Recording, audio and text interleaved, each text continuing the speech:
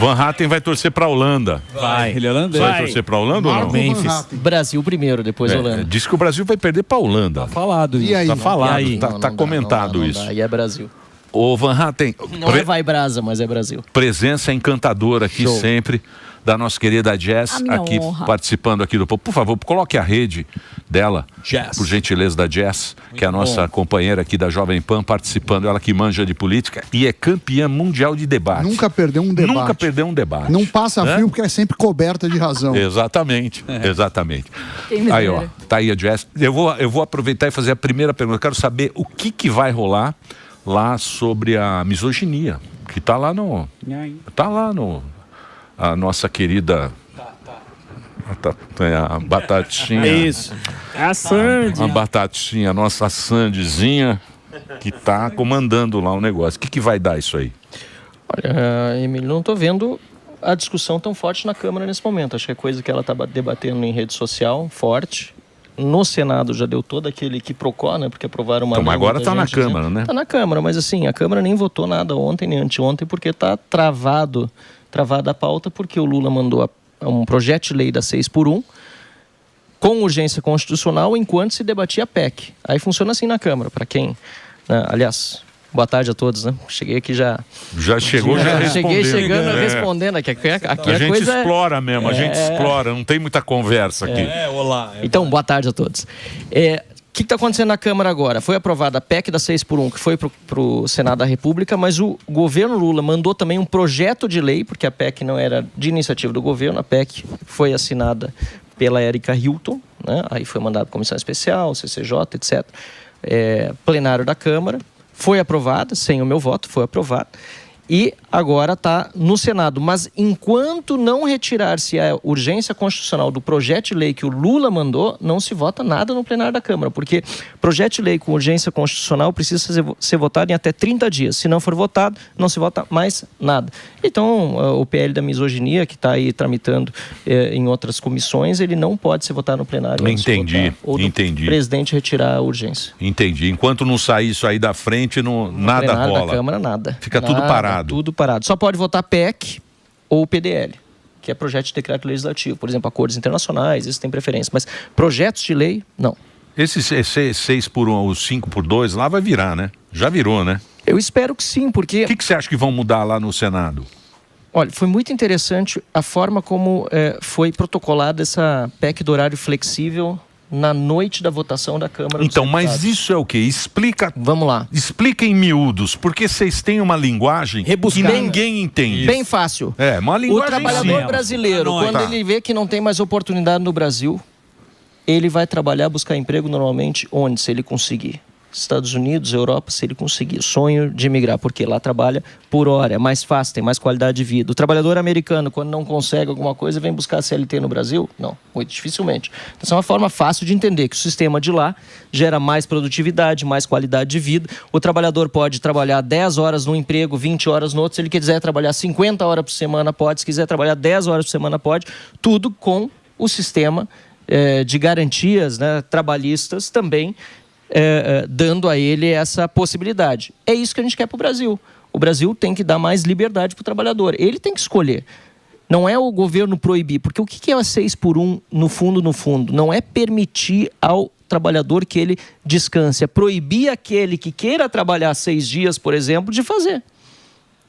Vai esculhambar escalas, inclusive, da segurança pública. Não, isso é da força para o sindicato.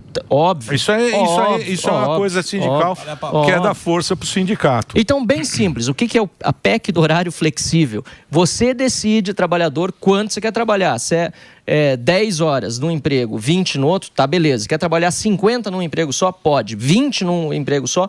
Pode. Você dá mais liberdade para o trabalhador e você gera mais produtividade. Por que vai acontecer? Com o mesmo nível de atividade econômica, o Sami, que é o entendido aqui do assunto, né, Sami? Mas é o seguinte, com o mesmo nível de atividade econômica, você vai destruir empregos e destruir possibilidades. Então, mas aí tem que mudar a remuneração, né?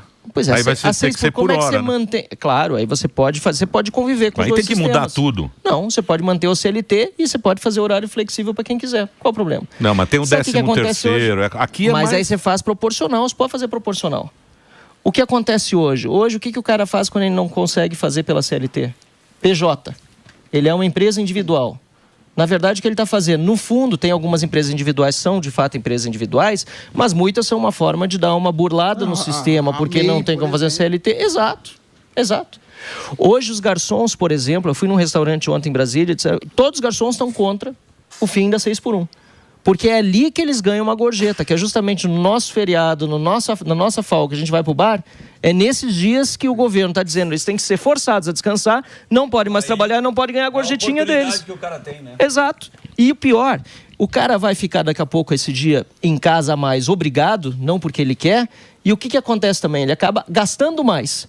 Então, além de ele não ganhar mais o mesmo salário, porque não existe esse negócio de manter o mesmo salário, o nível de produtividade que vai definir se vai aumentar o salário do trabalhador ou não, e não a caneta de um político, ele ainda vai acabar gastando mais, porque ficar em casa você acaba botando dinheiro em outras atividades. Isso aí é a picanha 2.0. Exato. Então, mas é isso que tá no jogo. O cara tá prometendo que você vai trabalhar menos e ganhar mais, pô. Você quer coisa melhor? Agora, por que o Lula não propôs isso em 2003, hein, Emílio? Então, mas é isso aí. Por que ele não propôs em 2003?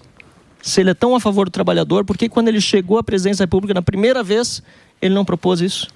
Que tinha outras mentiras pra contar antes. Pois Esse aí é os últimos. Aí ele deixou chegar. É a última bala de prata dele, Porque não tem uma marca boa ao governo. Me diz uma marca boa, nem os petistas sabem dar. Não tem. Aí ele tá querendo botar a tal da marca da 6x1. Porque marca tem muitas, é de corrupção, de desvio, de incompetência, até de aposentado roubar. Então, quer dizer, ele tá tentando vender uma marca de ajuda ao trabalhador, mas que no fundo prejudica justamente quem quer trabalhar. Mas, Van Hatten, isso aí funciona? Que aí, como o Emílio falou, a picanha, ele prometeu... Não veio. Ele ganha a eleição, aí deu tempo da pessoa falar, pô, mas a picanha não chegou, precisa de um tempo pra isso. Aí ela tá diante de outro presente dele. Outro presente. Olha, eu vou trabalhar menos e vou ganhar mais. A pessoa já entendeu, o eleitor já entendeu que a picanha não vem? Ou realmente o brasileiro ele gosta de esquecer e ele gosta de se enganar? Isso aqui que é pior, é capaz da picanha ainda vir. Porque com esse embargo que a União Europeia deu na carne brasileira, é capaz de cair o preço da carne aqui. Aliás, tem que cair no curto prazo. Tem que cair. Se não resolver isso, aí eu não sei se o governo não vai querer resolver de propósito ou por incompetência, porque até aqui, ao que tudo indica, foi por incompetência. Nem prazos da União Europeia o governo brasileiro respeitou. Aí agora a União Europeia, de todos os países aqui da volta, só o Brasil não pode mandar carne, o maior produtor do mundo. Aí vai fazer o quê? Vai ficar essa carne dentro do mercado brasileiro e, obviamente, com mais oferta, cai o preço. Então, para você ver como até na incompetência, daqui a pouco os caras vão conseguir fazer baixar em período eleitoral o preço da picanha. É bom prestar atenção nisso, porque isso não é bom para produtor, isso não é bom para a economia brasileira e, obviamente, não é bom para a reputação. Mas o PT não está aí para isso. E se funciona, infelizmente, para muita gente funciona, porque a gente vê que até na Câmara dos Deputados parece funcionar. Como é que pode uma votação dessa? A gente acabou ficando só com 22 votos contra. E no Senado da República todo mundo com medo de que vá a votação. Total. O Davi Alcolumbre tem dito, se botar a votação vai passar. Seria uma coisa tão óbvia de que, vamos achar uma forma boa de melhorar a qualidade de vida do trabalhador. O trabalhador brasileiro realmente está precisando de novas alternativas, mas não, eles fazem essa demagogia que é boa para o sindicato. Ô Van Hatten, você sabe que dá a impressão na gente que está fora, tal, que não é político, que não está lá vendo o jogo, tal, que ninguém está nem aí para o Brasil. Essa é que a impressão que dá é que o interesse é só por esse poder, que é só mais 4 anos, eu quero 4 anos lá. Essa é a impressão que a gente tem. Porque a gente vê tanta coisa, tanto editorial de jornal, né? Porque os jornais agora todo mundo meio que se ligou, né? Não. Acordou, né? Todo mundo tá meio acordado, falando, o que os caras estão fazendo? Como é que vai ser amanhã, né? Porque o que eles estão enfiando de grana é muito bi para reeleição, cara. Sim. É muita grana que tá entrando aí, né? Do governo. E nós vamos pagar isso aí, você sabe que paga, né? Sim. A conta chega. Eu estava lendo há pouco, vindo no avião aqui, o livro do Adriano Jantur, que eu sei que ele poucos dias atrás estava aqui dando entrevista. Ele faz uma leitura muito interessante sobre como a base piramidal da sociedade, né?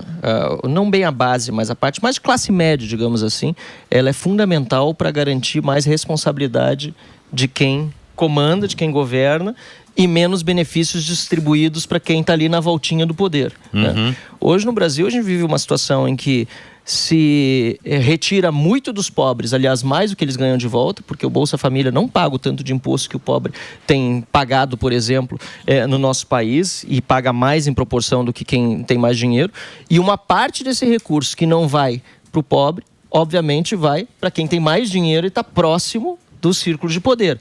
Então, qual é a solução que levou países democráticos? Não é bem uma solução, é um caminhar natural das coisas. Se o governo parar de interferir e tiver mais gente no governo com essa visão, qual é a solução, a forma de diminuir, não esse sentimento, mas esse fato de que a maioria de que tá no poder, dos que estão no poder querem só benefícios próprios? É você ter mais pressão de uma classe média consciente de que a coisa está errada. Porque é a classe média que paga a conta, né? Exatamente.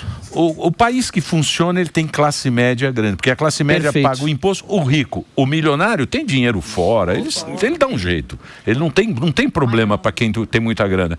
E o pobre fica lá naquela bolsinha e não paga nada. Então, da onde ele vai tirar o dinheiro? Você viu o que aconteceu lá na Nova York? O prefeito botou uma taxa de grande fortuna. É assustador. O empresário lá, o prefeito, né? Eu não lembro o nome. Pois é, aí que tá, um monte de empresário está deixando de fazer investimento no estado de Nova York, ou na cidade, obviamente, mas acaba impactando o estado também, e indo, por exemplo, para a Flórida. E pro Texas também? Os bancos lá? Acontece no mundo todo. A França decidiu taxar os mais afortunados. Também foi mal. O Depardieu foi para a Rússia. Um caso clássico. E pegando esse gancho aí da direita, né? Porque a direita, em muitos momentos, ela decepciona em algumas questões que são essenciais. Então, você mesmo mencionou, só 22 votos contrários e o tempo inteiro querendo lembrar que é populismo, do risco para o nosso mercado de trabalho, para a nossa economia, mas na hora do vamos ver, fica com medo de estar na propagandinha ali aparecendo que votou contra esse discurso aí populista. Eles preferem engatar no discurso populista. Você concorreu à presidência da Câmara. Você chegou a fazer isso ali antes, concorrendo diretamente com o Hugo Malta. Partidos da direita como o PL não te apoiaram nominalmente. Perdeu feio. Perdeu feio. Van Hatten. Perdeu o Brasil também, vamos ser 31 votos.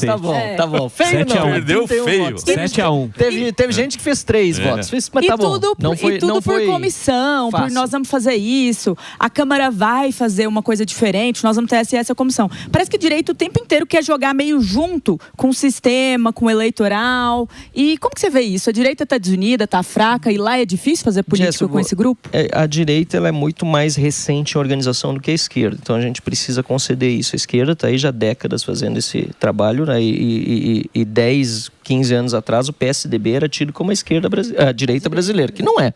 Nem programaticamente, nem na prática do dia a dia dos seus governos. O Lula! O Alckmin, que era do PSDB, é o vice do Lula hoje. FHC entre Lula e Bolsonaro votou no... E por aí vai. Bom, por que eu estou dizendo isso? Porque a esquerda ela tem uma fidelidade aos princípios e uma organização que muitas vezes é de causar inveja. Não dos princípios, que são os errados, não são os com os quais a gente concorda.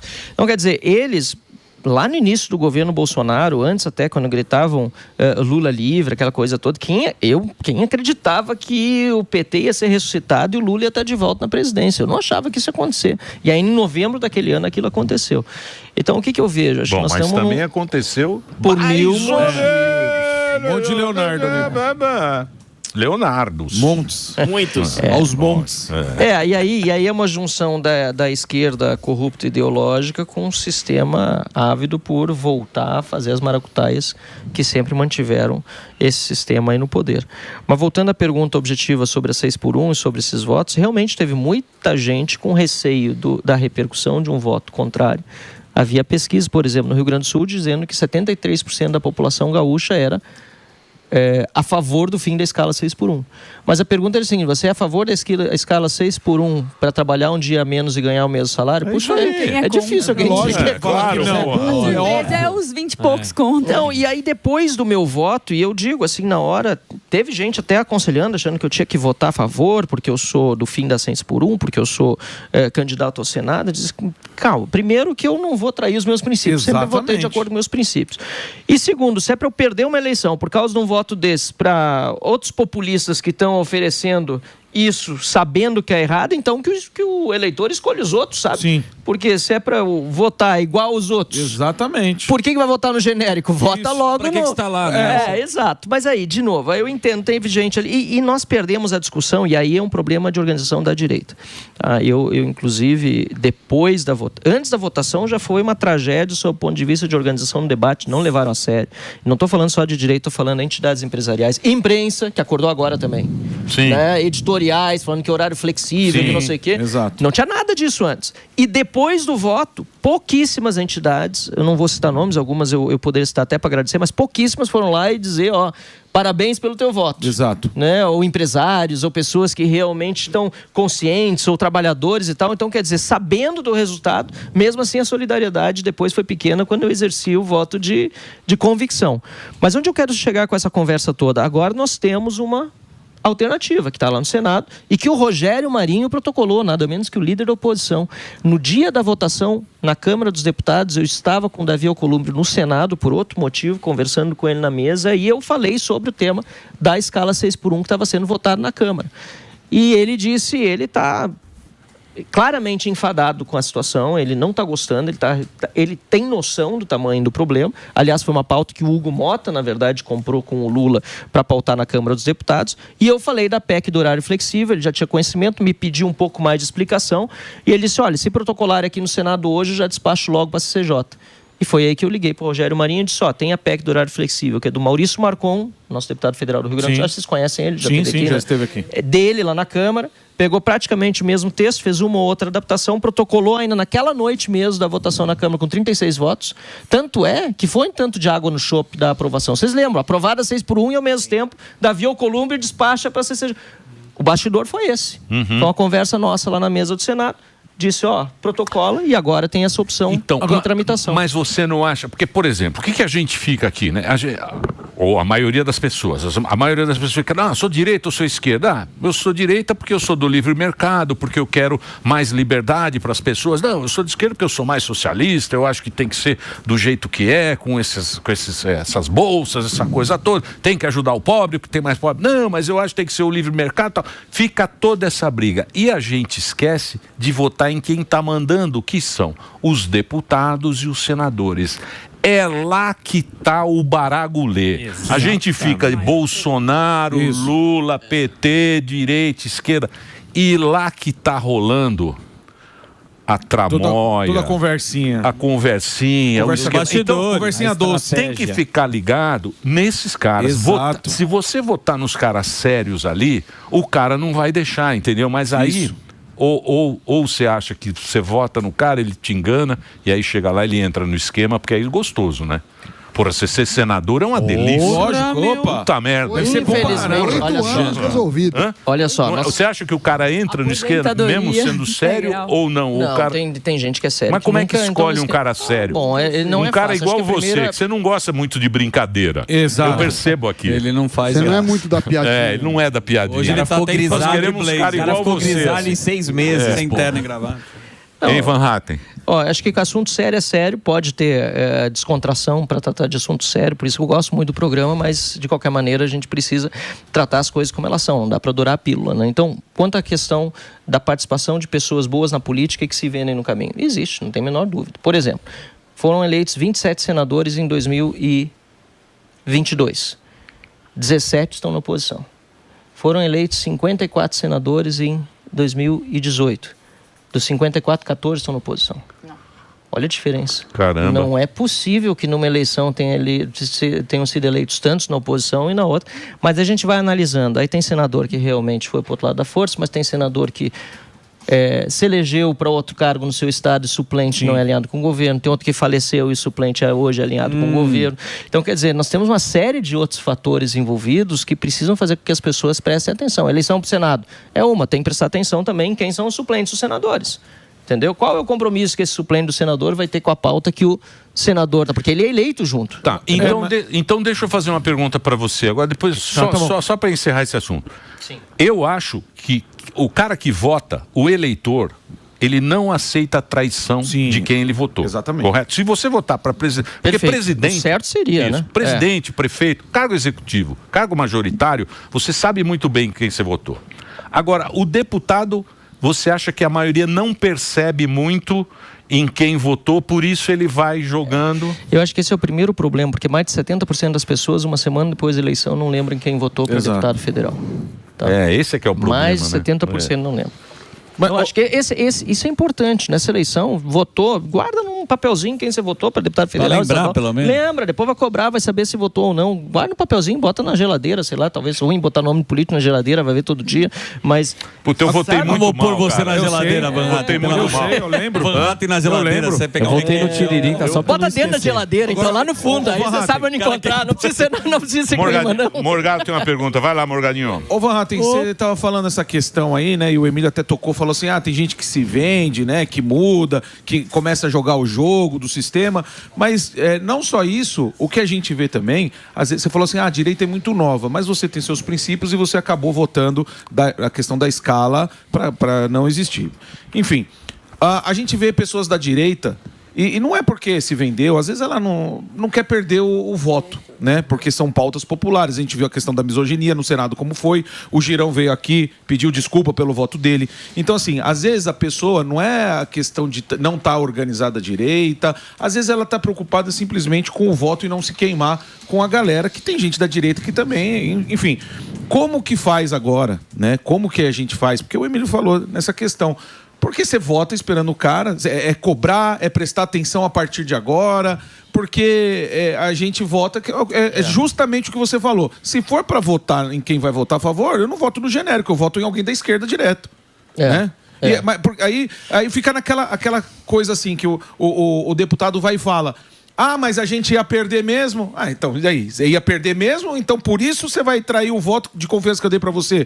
Por isso que é muito bacana você falar que você se colocou e manteve os seus princípios, porque tem que mostrar não só pra população e pra quem, as pessoas que votaram em você, mas mostrar pra esses deputados, esses senadores, que você não pode fazer, você tem que fazer igual o Van Hatten, você tem que manter o que você vendeu pro seu eleitor. E tem uma questão aí, o voto proporcional, principalmente, quem é candidato a deputado federal, sinceramente, não precisa estar tão preocupado. O majoritário, às vezes, é mais difícil, porque você precisa de uma franja do eleitorado que é mais moderado, que vai, daqui a pouco, ser mais influenciado. Se você é do proporcional, acho que mais prejudica você não votar com um bloco, por exemplo, da direita, do que ajuda. Sim. Mas é uma análise difícil de fazer, sinceramente. Na hora do voto tem gente ali realmente preocupada, porque assim, poxa vida, mas esse voto pode me custar uma eleição. E eu nem estou falando da questão utilitária, que realmente ser deputado no Brasil é o congresso mais caro do mundo, né? Exato. Os deputados que mais ganham, assim por diante, né? Então, quer dizer, nós temos esses incentivos perversos. Mas ele também pode pensar, puxa, vai botar todo o meu outro trabalho aqui que eu tenho a perder por causa de um voto que, sabe, é uma discussão. Eu sei que é utilitário no sentido do ideal da pessoa, mas ela vai ali e acaba dizendo, não, esse voto aqui também, depois um ou outro vai me cobrar, mas eu vou continuar votando o resto igual, essa aqui eu vou... Acho que foi uma discussão mal conduzida, foi mal comunicada. Puxa, a primeira coisa que tinha que comunicar era o seguinte: se o governo quer que o trabalhador descanse mais, ele tem que roubar menos. Sim. De preferência não roubar. Exato. Tá? Porque o dinheiro do trabalhador que está indo, em vez de indo para o bolso dele, está indo para os impostos, está indo para Janja aí, fazer viagem, está indo para a mesada do Lulinha. Segundo ponto, se não fosse uma proposta demagógica, por que o Lula só protocolou agora 3, 4 meses da eleição, ou no ano da eleição? Terceiro ponto, nós somos a favor da liberdade. A gente não está contra o trabalhador descansar. Mas como a gente vai proibir alguém que quer trabalhar de trabalhar? Esse é o problema. O ponto é esse. Você está proibindo o trabalho. Você não está permitindo o descanso. Então, ache um outro jeito de permitir quem quer trabalhar 6 dias, como o garçom lá, ou o jovem que está com 16, 17 anos, está começando. Cara, o cara está cheio de energia. O cara quer começar a trabalhar para depois montar uma família. Mais adiante, ali com 18 anos, comprar um carrinho, enfim... E aí tu tá proibindo o cara de trabalhar um dia. Exatamente. Entendeu? Total. Então, acho uma forma de comunicar isso melhor. E aí eu acho que a direita errou muito, né? A gente, como oposição, tem... Também é um problema. Esse governo é pródigo, mas é pródigo em 1000 outros assuntos ao mesmo tempo. Só que esse assunto talvez foi desprezado. Mas não tem um consórcio na mão, né? Os caras têm um consórcio. Tem tudo. Eu, por exemplo, eu mesmo tratei pouco do assunto. Por quê? Porque eu tô desde outubro do ano passado com o Conselho de Ética no meu cangote lá para me suspender do meu mandato por 2 meses. Eu, na sexta-feira, antes do Natal, tava lá só eu, o Zé Trovão e o Polon na frente do pessoal do Conselho de Ética, sessão online, para nos defender daquela manifestação que a gente fez. Eu lembro. Mas não rolou, né? Tomei gancho 2 meses, mas tô recorrendo. Tomei ganchinho. Tomou um ganchinho lá. Gancho. Deixa eu só fazer eu digo, se eu tivesse entrado no esquema, tava liberado. Fazer o break do Reginaldo agora para você da Rede de Rádio. A gente continua com Marcel Van Hatten, pré-candidato ao Senado. Pelo Rio Grande do Sul, pré-candidato aqui conversando com a gente. Vai lá, Reginaldinho. Tem uma pergunta direta para ele. A Jess tem uma pergunta. Pois não. Aqui você mencionou que você estava conversando com o Davi Alcolumbre, presidente do Senado, um homem que pode ou não desengavetar impeachment de ministro supremo, que pode colocar e pautar a lógica do Banco Master, a CPMI do Banco Master. E a minha pergunta é essa, Marcelo. Qual é o trabalho que a oposição vem fazendo em relação a isso e o quão provável é dessa CPMI do Banco Master ser pautada por Davi Alcolumbre? E se você já perguntou para ele sobre isso e já o cobrou pessoalmente, e quem sabe até um bastidor aí, se já deu uma brigadinha com ele para isso andar logo. Não, com certeza, a gente já tem cobrado desde que foi protocolado. Antes da CPI do Master, Jazz, ainda a prorrogação da CPI do INSS. Lembra que nós protocolamos, ele não deu nem o recebido documento. Tivemos que ir para o STF, o STF foi lá e enterrou. Então, o Girão que estava aqui, aliás, falou do voto do Girão, da desculpa, acho que ele foi muito correto. Sim. E ele acho que demonstrou que foi muito mais por ter confiado no Davi Alcolumbre de que ter uma votação nominal do que por concordar com o texto, que ele nunca foi a favor do texto da misoginia, mas não deixaram votar o tal do destaque. Eu achei boa a explicação dele, porque eu conheço, ela é verdadeira e ele veio a público expor isso. Então, nós estamos nesse enredo aí que nós perdemos a democracia no Brasil no sentido mais estrito do termo, sabe? Porque o Congresso Nacional hoje praticamente não debate, os presidentes das casas decidem coisas fora do regimento, a gente não tem força. Então, qual é a única força que a gente tem para resolver isso dentro da democracia mesmo, tendo maioria no Senado? Porque o Davi Alcolumbre já disse que mesmo que tenha 81 assinaturas, né, diz que até se tiver a dele ele não vai pautar o impeachment de ministro supremo, já respondeu de público que não vai pautar a CPMI do Master porque seria algo para usar eleitoral. Isso não existe, esse tipo de justificativa. Ele tem obrigação de ler, está lá na Constituição, mas se a gente recorre para o Supremo, aliás, foi feito recurso ao Supremo, está parado lá. Entendeu? Inclusive, um dos recursos está nas mãos do ministro André Mendonça. André Mendonça podia, né, decidir esse tema como decidiu no INSS e, se for voto vencido, pelo menos expor quem são os ministros do STF. Desanima, né, meu? Vai para o STF e desanima, né? Pois é, e qual é... Concluindo o raciocínio, desculpa, Emílio, é maioria no Senado, para eleger um presidente do Senado alinhado com o que a gente quer. Isso é só a partir do ano que vem, é nessa eleição para o ano que vem, porque daqui para frente eu não tenho infelizmente, muita esperança de que o Davi Alcolumbre vai fazer coisas que podem prejudicar, inclusive a base mais aliada dele, talvez ele mesmo. Boa. Mas ele ganhou porque votaram nele. Isso. E ele estava lá, podia ter votado nele, né? Também o Marcelo... Eu estava na outra... Ele estava do Hugo Mota. Mas o Eduardo, o Girão foi candidato. Mas foi a mesma coisa. Vamos votar todo mundo junto, a mesma linha de raciocínio. E por isso que não passa. Exato. Agora, no final das contas, o que a gente vê é que tem os acordos muito grandes lá em Brasília e não vai ficar sempre, vai dar uma melada. Big Techs, você também é um cara que sofre perseguição. Qual que é o caminho agora que está de novo no STF? Outro tema que a gente desanima, porque é outro tema que a gente vê que o STF está tomando decisões sem hoje. Que... pois é. Agora, aí anima, por outro lado, o que a gente está vendo vindo de fora. Até porque as decisões sobre as Big Techs afetam empresas que não são brasileiras, empresas americanas. Então, essa investigação do artigo 301 que está sendo feito nos Estados Unidos vai impactar o Brasil e é por isso que o Lula também ficou tão exaltado. Não só com isso, como também com a designação do PCC e do Comando Vermelho como organizações terroristas. Então, quer dizer, à medida que o STF vai avançando um sinal que nem o Senado está conseguindo conter e que só vai conter quando tiver maioria, Deus querendo, e o povo fazendo certo a partir do ano que vem, enquanto isso acontece, o que a gente tem visto? Reações espasmódicas, como esse caso lá do governo americano, que prejudicam o brasileiro no fim do dia. Então, vamos ver o que o STF decide, o que eles vão fazer. Espero que não façam... Eu sei, mas até lá, em ano eleitoral, o governo está colocando, injetando muito dinheiro. Não, estou falando nos influenciadores, na campanha. E aí eles vão fazer de tudo. O PT, assim...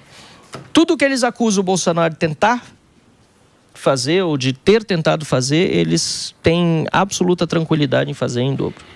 Tem mais uma agora do resgate. Do ataque às instituições democráticas. Você viu lá agora o Sidônio meteu o Lula com a camisa do Brasil. Vocês viram ou não? Não. É, claro. Fez a música. Hã? Fez a música? Não. Lula é Brasil. Com a camisa amarela, a camisa do Brasa. Tá lá. Mas dizem que o Lula é pé frio.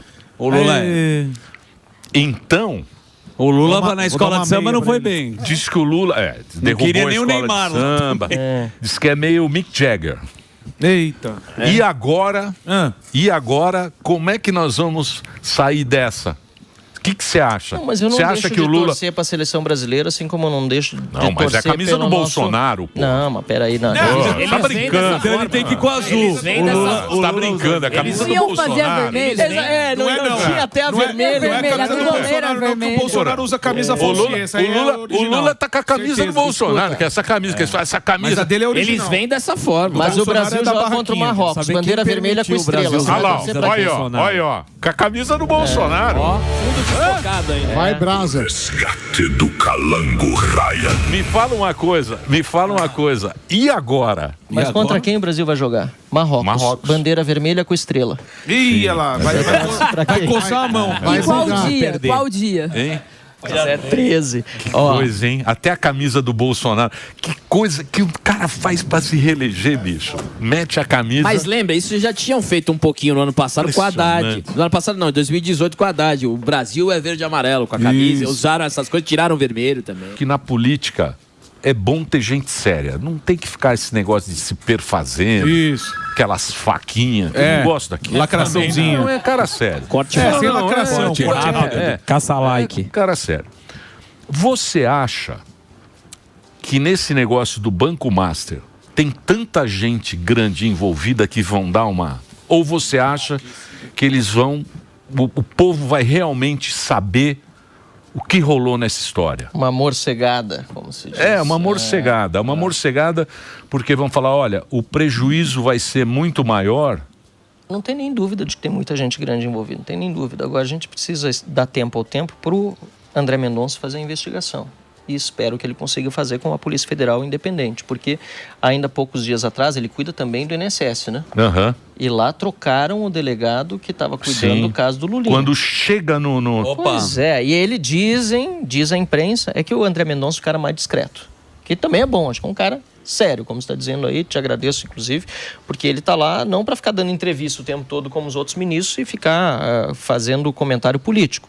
Então, tiraram o cara que estava fazendo a coordenação do trabalho na Polícia Federal do roubo do INSS, que pega o Lulinha. Então a minha pergunta é, será que vão continuar deixando ele trabalhar também no Master? Ou ele vai ter que fazer algum tipo de manifestação pública daqui a pouco dizendo, não estão me deixando trabalhar? Por enquanto não está vindo nada público, eu estou confiando que ele está fazendo o trabalho dele lá dentro.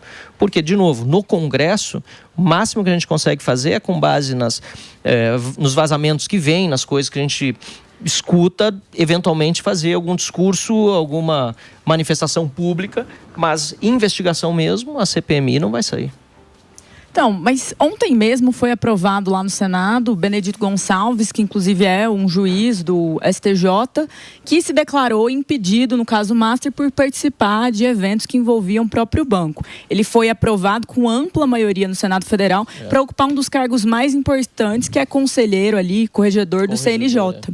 E isso não mostra que existe uma força já dentro de Brasília, tentando colocar talvez pessoas muito específicas e alinhadas a determinados interesses para barrar essas investigações e que tudo vai acabar em pizza, como acabou em um certo grau a Lava Jato? Ele é o cara do missão dada, missão cumprida, né?